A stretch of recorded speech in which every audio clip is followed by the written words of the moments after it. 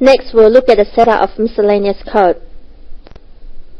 UBS Stock Control also have a number of miscellaneous code that are configurable by you to suit your organization.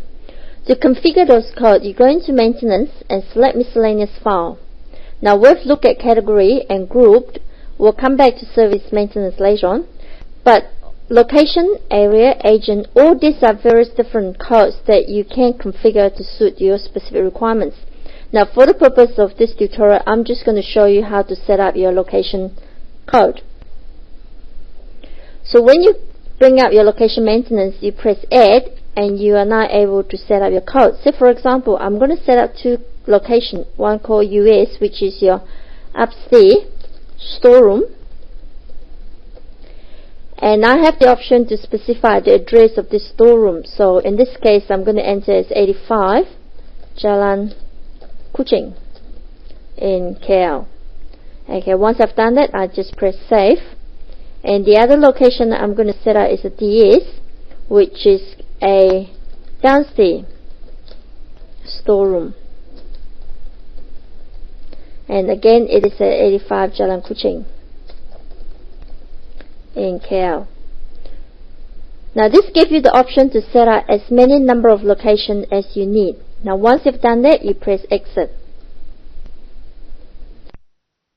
UBS Stock Control also have the option to allow you to set up non-stock items. Say for example, if you do charge your customer transport charges or freight charges or courier charges, those sort of charges are considered as non-stock items.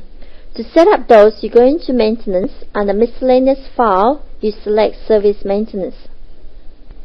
So when you press Add, okay, say for example, you charge your customer transport charges.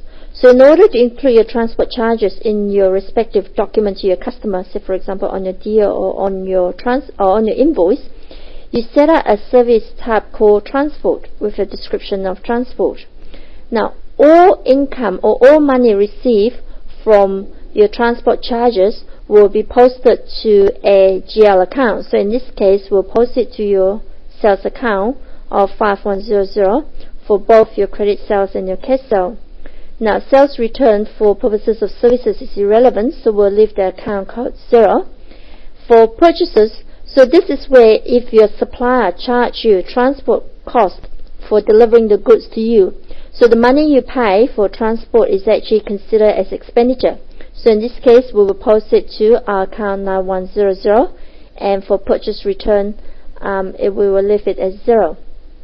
So once you've done that, you press Save.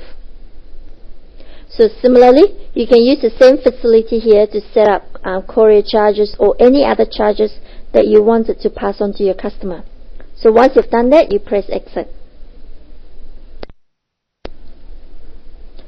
Congratulations, you now know how to maintain master code in UBS Stock Control, and you also know how to set up miscellaneous codes that are configurable to suit your specific needs.